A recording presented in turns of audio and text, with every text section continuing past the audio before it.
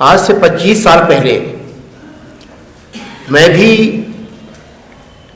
حضرت علی صاحب کو کیول ایک دھارمک مہاپروش کے روپ میں ہی جانتا تھا. میرے ایک دوست ہوا کرتے ہیں, گولہ گنج میں رہتے ہیں, اظہر آغا صاحب. انہوں نے سب سے پہلے میرا تعارف کرایا اس کتاب سے, نہج البلاغہ, اور تب مجھے یہ جان کے تعجب ہوا کہ کوئی انسان کتنی ساری چیزوں میں کتنا گہرا دخل رکھ سکتا ہے. اور اس کے بعد میری دلچسپی بڑھتی گئی حضرت علی صاحب کی شخصیت میں اور ان کے ان تمام پروگرامز میں, اور جو ان کے خط ہیں, جو ان کے ڈکٹیٹس ہیں, جو ان کے انسٹرکشنز ہیں اپنے گورنرز کو, ان تمام چیزوں میں کیول ایک ہی چیز ابھر کے آتی ہے کہ 7ویں صدی میں جب دنیا کے تمام ملکوں میں جتنی بھی حکومتیں تھیں, زیادہ تر بادشاہتیں تھیں, وہ ساری کی ساری بادشاہتیں گجب کی گھمنڈ میں چور رہا کرتی تھیں. ان کا طور طریقہ بہت ہی اتھارٹیرین ہوا کرتا تھا, بہت ہی کرور ہوا کرتی تھیں اپنی سمجھ میں, اور جنتا کے پرتی ان کا رویہ بہت ہی ریپریسو ہوا کرتا تھا. اس 7ویں صدی میں ایک ایسا بادشاہ یا ایسا امام سامنے آتا ہے کہ جس کو لگتا ہے کہ کسی بھی حکومت کی اچھا یا برا ہونے کی ایک ہی کسوٹی ہے کہ جو سماج کا سب سے غریب انسان ہے, کیا اس کے حالات اس حکومت کی وجہ سے بہتر ہو پا رہے ہیں یا نہیں ہو پا رہے ہیں. اور اس طرح کا دیکھا جائے تو ویسے تو کہا جاتا ہے کہ جمہوریتوں کی شروعات ہوئی ہے 15ویں صدی کے بعد سے, مگر صحیح معاملے میں اگر کوئی جمہوری نظام تھا وہ نظام حضرت علی صاحب کی حکومت تھی کہ جس میں راجا اور پرجا کے بیچ, حاکم اور سبجیکٹ کے بیچ ایک رشتہ بنا ہوا تھا, برابری کا رشتہ. ایک جگہ میں نے پڑھا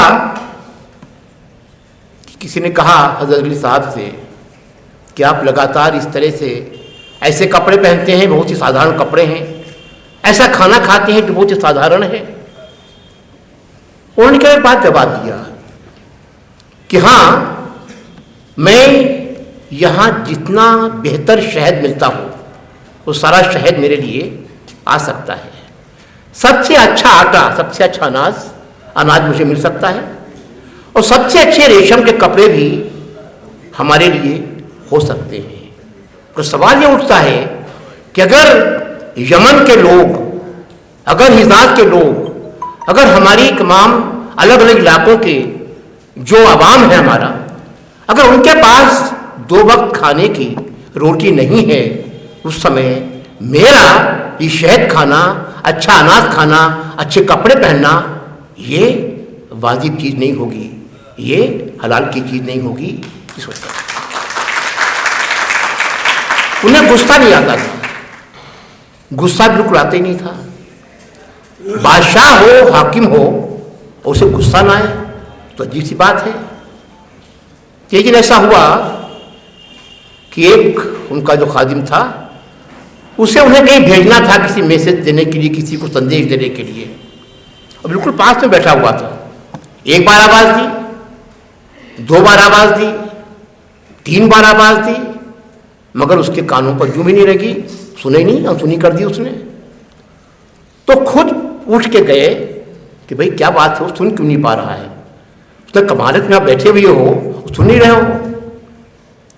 اس نے کہا میں تو یہ پرکھ رہا تھا کہ آپ کب غصہ ہوتے ہیں. اگر آپ ابھی بھی غصہ نہیں ہو رہے ہیں تو میں تو بالکل ہی, میں تو فیل کر گیا, میں کو آپ غصہ دلا نہیں پایا. تو تمام پرووکیشن کے باوجود وہ غصہ کبھی حضرت علی صاحب میں نہیں آیا. مجھے اکثر کئی بار عادت ہے لوگوں کو تلنا کرنے کی, کمپیئر کرنے کی. تو 7ویں صدی کا ہی ایک بڑا شاعر ہوا ہے کالیداس. کالیداس نے رگھوونش لکھا ہے, تمام بھگوان رام کے پرانے پرکھوں کے بارے میں رگھوونش لکھا ہے. उसमें उन्होंने लिखा है कि कैसे लोग थे रघुवंश के लोग, राम के पुरखे। वज्रादपि कठोरानी मृदूनी कुसुमादपि, वज्र से ज्यादा कठोर और फूल से ज्यादा मुलायम, यही शख्सियत थी हजरत अली साहब की, कि सख्त थे उन तमाम लोगों के लिए जो सही काम नहीं कर रहे थे, उनके साथ सख्ती का बर्ताव होना चाहिए, और बाकी सबके लिए बहुत ही मुलायम। आज 8 मार्च है, महिला दिवस है। मुझे बड़ा अच्छा लगा था पढ़ के हज़रत अली साहब के बारे में कि वे घर के काम में हजरत फातिमा साहिबा का हाथ बटाते थे, बच्चों को पालने में, बच्चों की परवरिश में, उनकी देखभाल करने में बिना पूछे कोई इस तरह का एहसान जताए जो आज के हमारी पीढ़ी के मर्द करते हैं कि अगर एक कप चाय बना दी तो बड़ा एहसान होता है बीवी पर कि देखिए हम चाय बना रहे हैं। बच्चों की परवरिश में हाथ बटाना, घर के कामकाज में, खाना बनाने में हाथ बटाना, जब मैंने ये पढ़ा मुझे आश्चर्य हुआ कि कैसा इंसान था। 7वीं सदी में ये कल्पना कौन कर सकता था? कैसे भी इंसान हो सकते हैं जो स्त्री के साथ, अपनी शरीक हयात के साथ इस तरह का दोस्ताना बर्ताव रख सकें। ये बहुत बड़ी चीज़ है, आज के ज़माने में भी एक बड़ी मिसाल है। इसलिए जब मैं नहजुल बलागा की जो तमाम लेटर्स हैं, एक खत मुझे बहुत ही अच्छा लगता है जो उन्होंने लिखा था इजिप्ट के गवर्नर को। उसका नाम था मलिके अतहर, शायद नाम था, अश्तर मलिक अश्तर को उन्होंने लिखा कि एक काम करना है, तुम जहां जा रहे हो वहां तुम्हें वहां के बड़े लोगों से, जो बहुत ही पैसे वाले होंगे, ओहदे वाले होंगे, वहां का जो एलीट है, वहां का जो अशराफ तबका है, उसके साथ दोस्ती करने में थोड़ा सा एहतियात बरतना और ज्यादा कोशिश करना कि तुम्हारी रफ्त जब्त उन लोगों के साथ रहे जो आवाम का हिस्सा हैं, क्योंकि जो गरीब लोग हैं वो गाढ़े वक्त पर, मुसीबत के वक्त पर साथ खड़े होते हैं, और ये बड़का लोग हैं, जो बहुत बड़े लोग हैं, ये तभी तक साथ रहते हैं जब तक आपके पास उनको कुछ देने को होता है, और वरना तमाम तरह की बातें उनके साथ करते रहें, फायदे पहुंचाते रहें। जैसे ही निज़ाम बदलता है, ये वो लोग होते हैं जो एहसान फरामोश होते हैं। ये 7वीं सदी में वो कह रहे हैं, और मुझे याद आया कि ये तो हमारे वक्त की दास्तान है, हम तो आज इन्हीं चीज़ों से लगातार देख रहे होते हैं, कितना परसेप्टिव चीज़।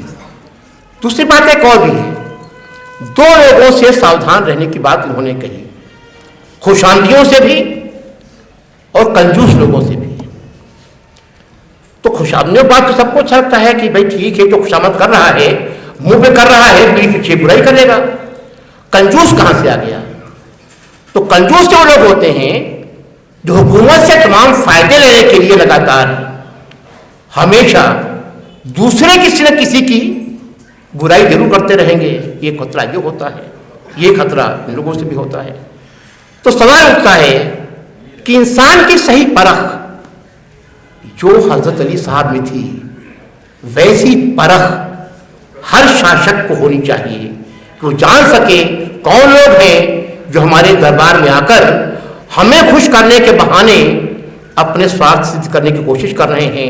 जो खुशामदी होता है वो हाकिम की तारीफ जो करता है, इस तरह नहीं करता है कि वो केवल अपने लिए फायदा चाहता है, बल्कि वो दूसरे का नुकसान भी चाह रहा होता साथ में। ये चीज़ें शामिल भी है, इसलिए सबसे बड़ी चीज़ है। और इसके अलावा एक चिट्ठी उनकी बड़ी इंपॉर्टेंट है जो उन्होंने अजरबैजान के गवर्नर को लिखी।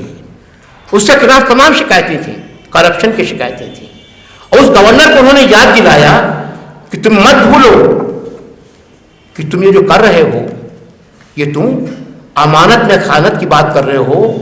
یہ جو کچھ بھی ہے یہاں پر تمہیں کسی طرح سے یہ جو پراپرٹی ہے, جو حکومت ہے, جو نظام ہے, یہ پورا عوام کی بہتری کے لیے ہے.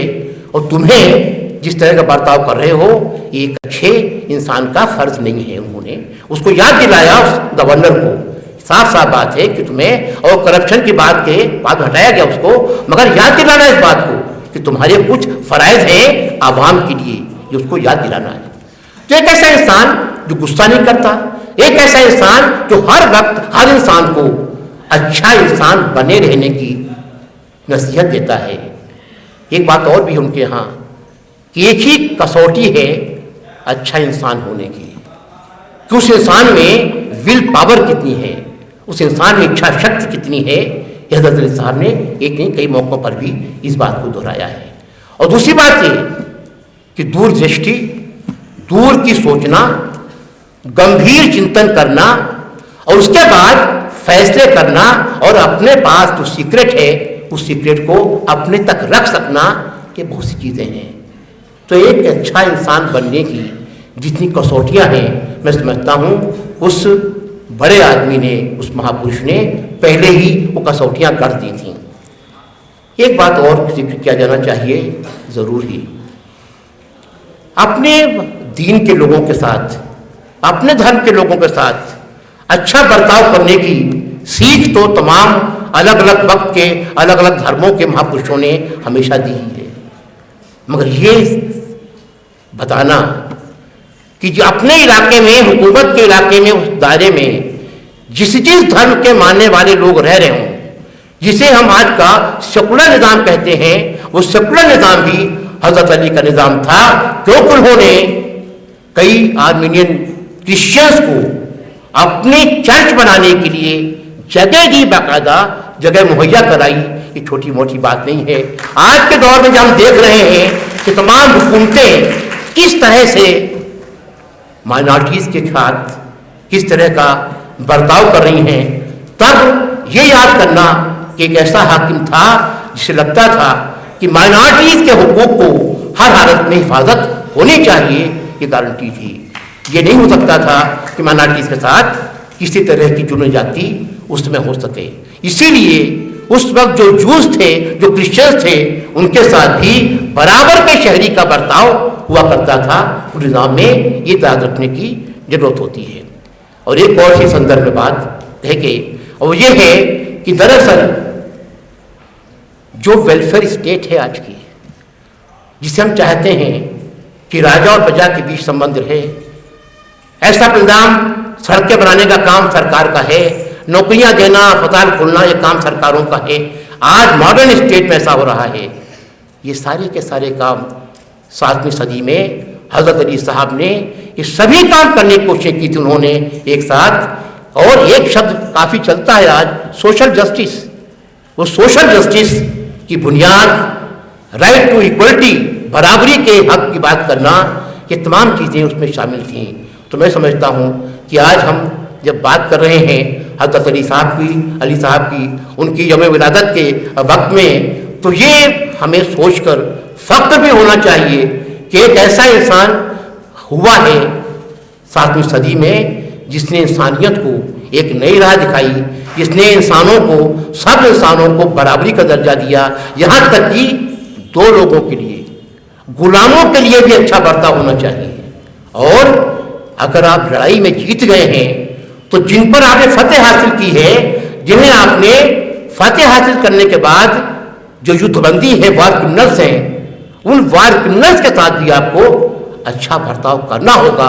ہیومن رائٹس کی بات, مانو ادھیکاروں کی بات کی کسوٹی یہی ہوتی ہے کہ آپ اپنے دشمن کے ساتھ کیسا برتاؤ کر رہے ہیں.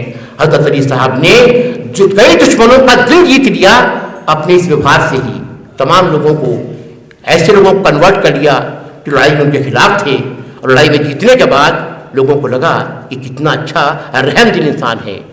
تو شوریہ, بہادری, اچھی انسانیت, رحم دلی, غریب پروری, یہ تمام چیزیں ہیں جو ان کے ایسے گن ہیں. ایک ایسا ویکتی سارے کے سارے گنوں کو اپنی ایک شخصیت میں سمیٹ سکتا ہو، ایسے انسان تھے حضرت علی صاحب، اور میں انہیں آج ان کے اس یوم ولادت پر اپنی خراج عقیدت پیش کرتا ہوں، اتنے ہزاروں سال بعد، سینکڑوں سال بعد۔